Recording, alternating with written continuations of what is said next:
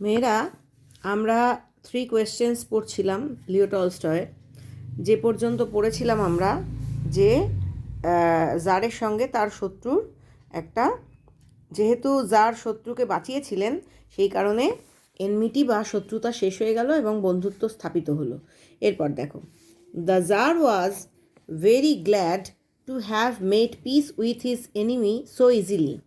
Jar ভীষণ খুশি হয়েছিলেন যে তার শত্রুর সঙ্গে এত সহজে শান্তি স্থাপন করতে পেরেছিলেন বলে। And to have gained him for a friend, এবং তাকে একজন বন্ধু হিসেবে অর্জন করলেন বলে।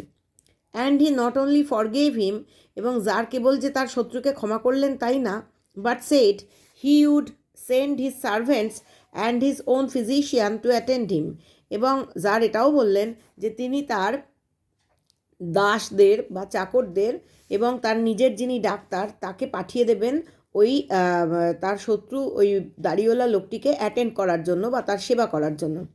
And promise to restore his property, এবং প্রতিশ্রুতি দিলেন যে তার যে সম্পত্তি বা তার ভাইয়ের যে সম্পত্তি যার নিয়েছিলেন সেই সম্পত্তিও তাকে ফিরিয়ে দেবেন বা পুনরুদ্ধার করে দেবেন।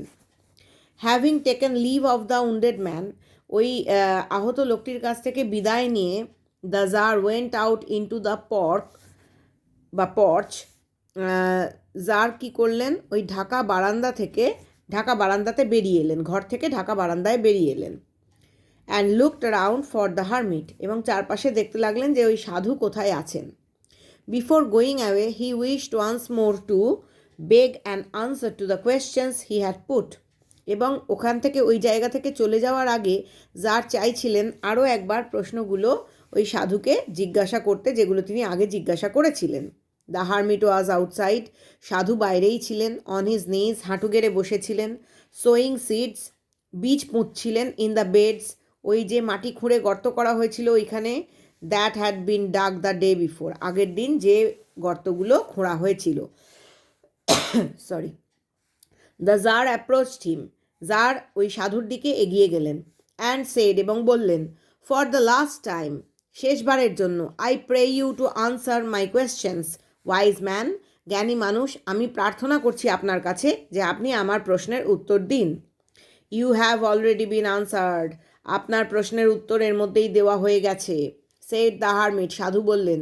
Still crouching on his thin legs, তখনও হাঁটু মুড়ে বা পা মুড়ে বসেছিলেন, তার সরু রোগা পাগুলো মুড়ে তখনও বসেছিলেন। And looking up at the tsar, এবং জারের দিকে তাকিয়েছিলেন। Who stood before him, tsar ওই সাধুর সামনে দাঁড়িয়েছিলেন। হাউ আনসার্ড, কীভাবে প্রশ্নের উত্তর দিলেন। হোয়াট ডু ইউ মিন, আপনি কি বলতে চাইছেন। আস্কড দ্য জার, জার জিজ্ঞাসা করলেন। ডু ইউ নট সি, তুমি কি দেখতে পাচ্ছ না। রিপ্লাইড দ্য হারমিট, সাধু উত্তর দিলেন।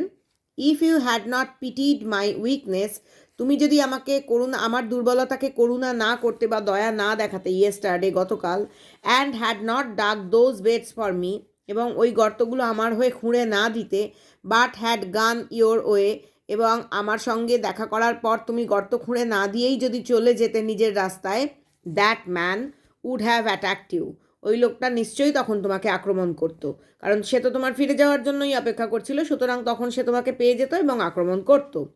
And you would have repented of not having stayed with me, এবং তখন তোমাকে অনুশোচনা করতে হতো। রিপেন্টেড বা রিপেন্টেন্স মানে হচ্ছে অনুশোচনা করা। অফ নট হ্যাভিং স্টেড, যে তুমি যে আমার সঙ্গে থাকলে না থাকার জন্য তখন তোমাকে অনুশোচনা করতে হতো। So the most important time was when you were digging the beds, সুতরাং সবচেয়ে গুরুত্বপূর্ণ সময় হলো যখন তুমি মাটি খুঁড়ছিলে। And I was the most important man, এবং সেই সময় আমিই ছিলাম সবচেয়ে গুরুত্বপূর্ণ মানুষ তোমার পক্ষে। And to do me good was your most important business, এবং আমার ভালো করাই ছিল তোমার সবচেয়ে গুরুত্বপূর্ণ কাজ।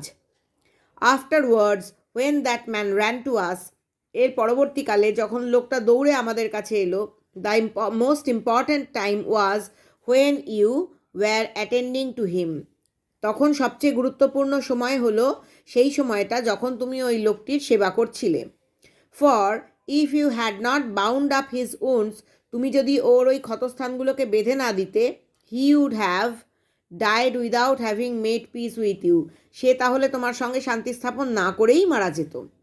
So he was the most important man. সুতরাং ওই লোকটি হচ্ছে সবচেয়ে গুরুত্বপূর্ণ লোক ওই সময় তোমার কাছে।